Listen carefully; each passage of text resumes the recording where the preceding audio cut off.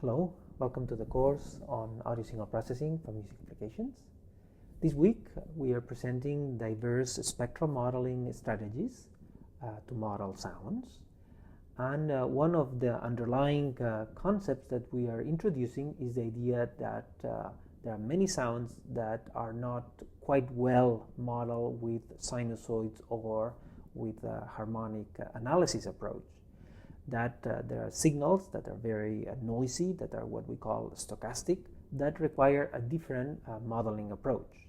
This modeling approach is based more on statistical signal processing, on describing the sound from a probabilistic point of view. So in this programming class, I want to go over that from a programming perspective, so present the models that we have been implementing in the SMS tools and that implement this idea of stochastic modeling.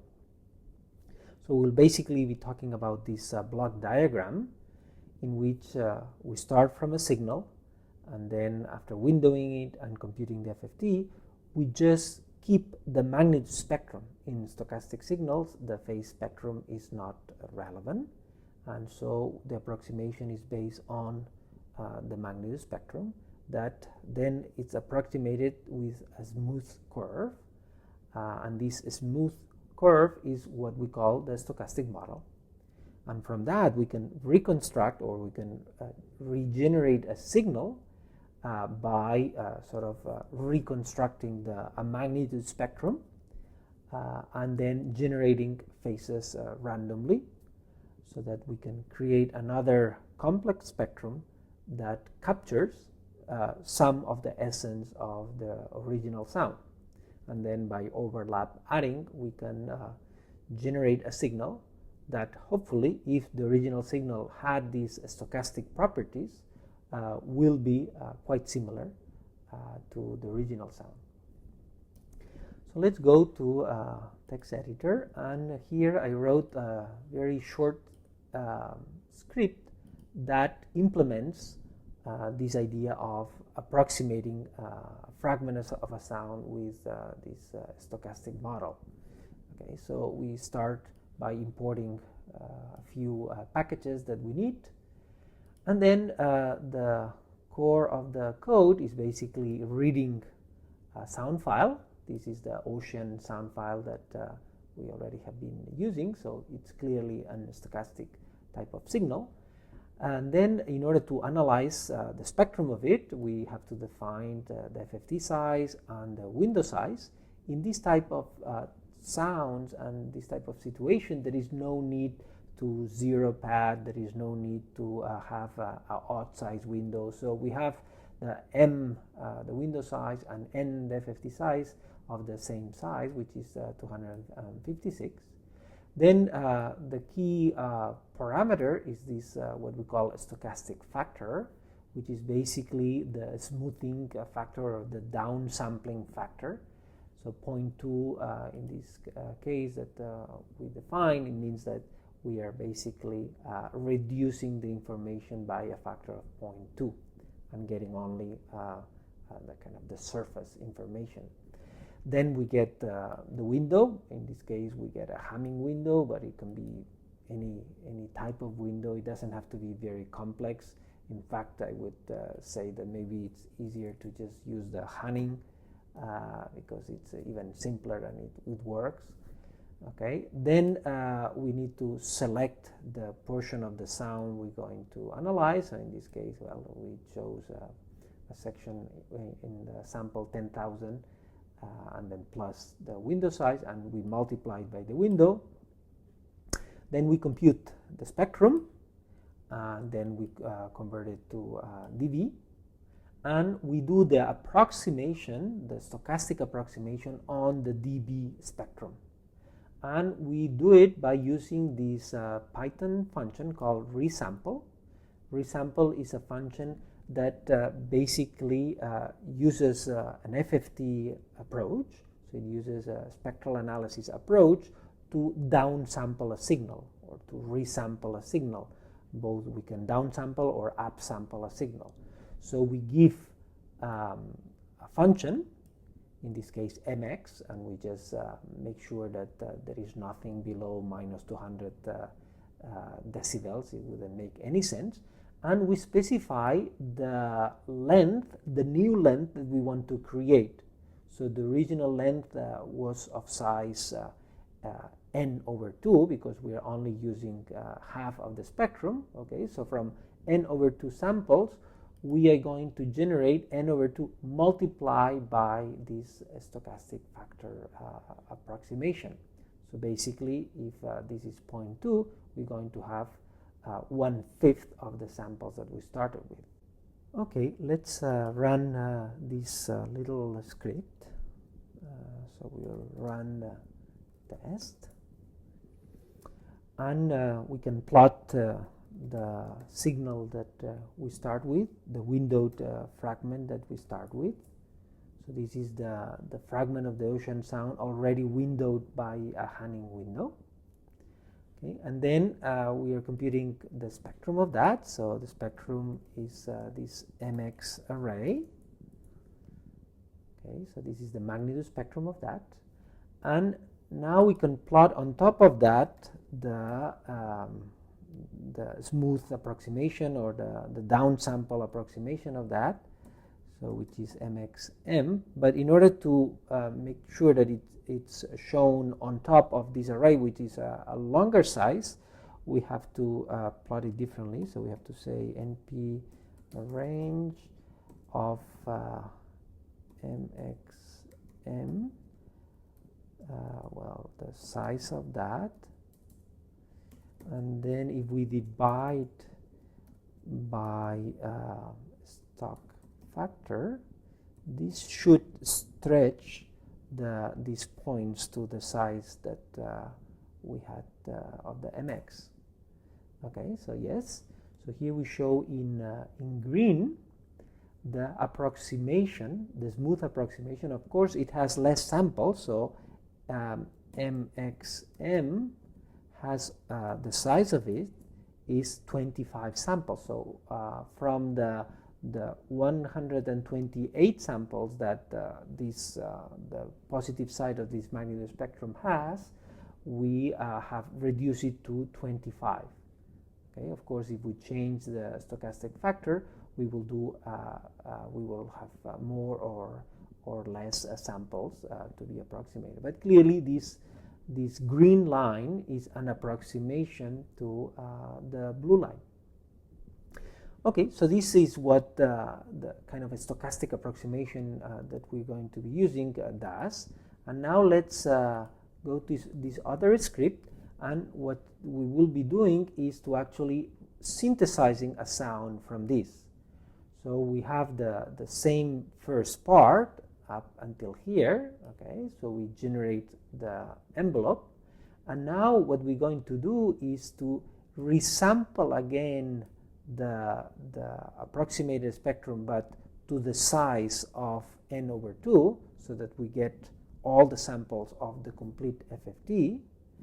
Then we will generate random numbers for the phase, and then to create the whole complex spectrum, we will have to deal with the symmetry, so that we will recreate the magnitude and phase for the negative frequencies, and of course convert it to complex numbers. So the positive spectrum, the positive complex spectrum, would be 10 to the power of the magnitude multiplied by the exponential of the phase. Okay. Well, this is of course the conversion from dB to linear scale. And then for the negative part, we do the same thing, but we reverse the order, and the phase is the negated of that. And then we just take the inverse FFT of the complex spectrum. So let's run this. This is test 1. Okay. And in here we have the magnitude spectrum that we started, the MX. Okay, so this is the original spectrum. And now we can plot on top of that the approximated but upsampled to have the same size. So in fact, MY has the same size than this. So now this green line started from the samples that we showed before, so it was more a jagged line and had fewer points, and now it has converted into a smooth version that has the same size than the original spectrum. And of course the phase spectrum, if we plot the PY, this is the phase spectrum that we generated, which is just random numbers from 0 to pi, so to pi. And by taking the inverse FFT, we can just obtain the output signal. So this is the synthesized signal from that approximated spectrum. Of course, this is different from the XW that we have started from. So now the green is the original signal we started from. Clearly very different, but that's not the point here, because being stochastic signals, the shape in the time domain is not that relevant. What is important is this general distribution in the magnitude spectrum. Okay, so now let's look how the actual analysis and synthesis work for longer sounds. So in here we have the stochasticModel.py file, in which we have different functions that implement the analysis of a complete stochastic signal and the synthesis from the analyzed stochastic representation.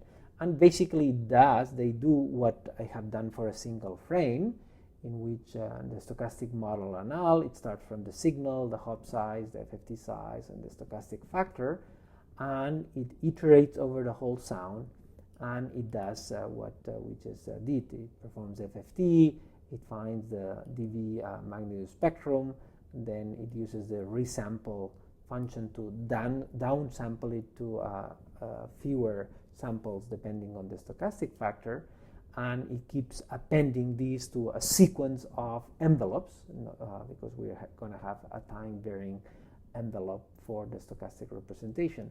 And of course the synthesis does again what I showed before. It has to upsample the magnitude spectrum to the complete size, it has to generate the random phases, and then it has to convert to the complex spectrum and do the overlap add to recover the whole signal. So let's call this for a particular sound. So in here I wrote a little script that takes that ocean sound and it calls the stochastic model anal, so it analyzes the whole sound. Okay, and it uses a hop size of 128. The FFT size, it's used to be twice as that. So instead of specifying an FFT size, the default is normally to just take twice the hop size, and then there is the stochastic factor, which is 0.2. So now if we run this test 2, okay, now we have created stock M that, if we look at the shape of that, that's a matrix that has 2,217 frames, and each frame has 25 points, which are the points of the approximation. And this we can look up individual frames, but basically what we normally do is we plot it with p-color mesh.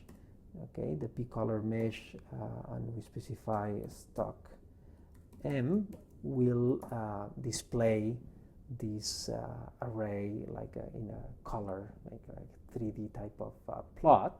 Of course, this is shown in the kind of the wrong direction. We are accustomed to see time in the horizontal axis, so what we normally do is show it with NP and transpose. Okay, so this will reverse the plot, and it will show the x-axis in the as time, and vertical axis as frequency. Okay, so this is the plot of the spectral representation of these coefficients of the stochastic representation.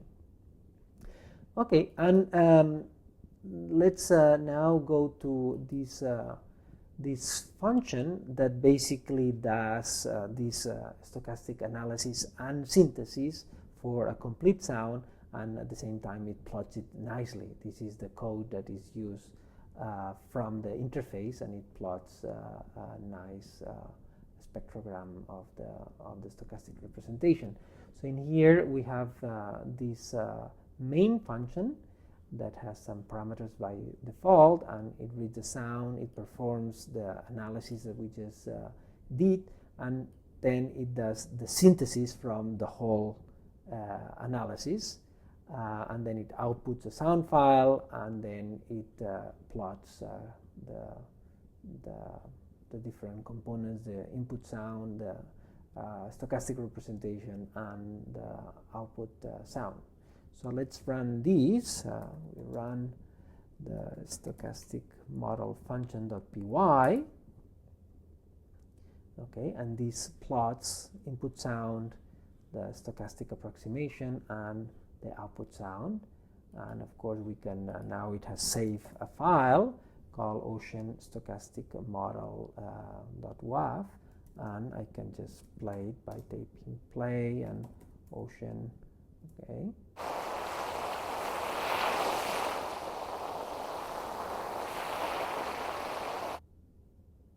Okay, so this has played the complete sound, and as we showed before, well, it's quite similar, even though it's not identical. It definitely sounds like an ocean sound, and even though it has lost some of the low frequencies, so we might have to change a little bit the stochastic approximation in order to recover the complete sound a little bit better.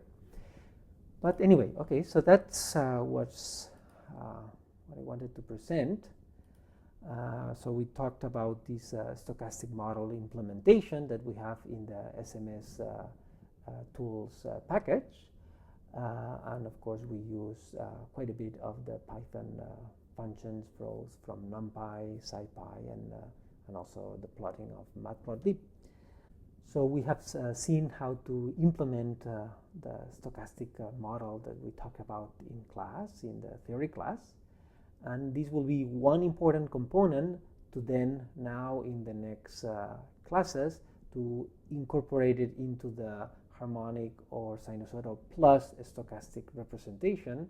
So therefore we will be using this model to analyze the residuals that we obtain by subtracting the sinusoids or the harmonic.